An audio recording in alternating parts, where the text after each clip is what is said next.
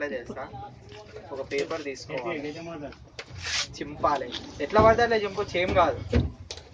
ఉల్టా పల్టా చింపినా కానీ మనకి ఏం ఎఫెక్ట్ రాదు. మనకు కావాల్సింది ఏంది, థర్మాస్ కడగాలి. థర్మాస్ నీట్గా ఉండాలి. చాయ్ పోస్తే అందరూ మంచిగా ఉండాలి కాబట్టి ఫస్ట్ దీన్ని పక్కకు పెట్టుకొని దీనికోసం ఎక్స్ప్లెయిన్ చేయాలన్నమాట. చాయ్ దీనికోసం ఇది ఎందుకు వాడతారు. ఇది చాయ్ పోసుకొని వాడతారు, కొంచెం వేడిగా ఉండడం కోసం వాడతారు. ఎక్కడైనా ట్రావెలింగ్ ప్లేసెస్కి పోతే దీన్ని తీసుకొని పోతారు.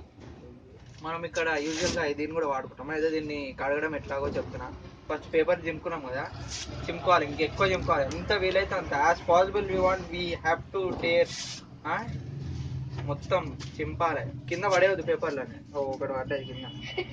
మీకు ఎవరి మీద కోపం ఉందో, మీకు ఎవరి మీద కోపం ఉంటే అలా కోపం మీద చింపి పెట్టాలి.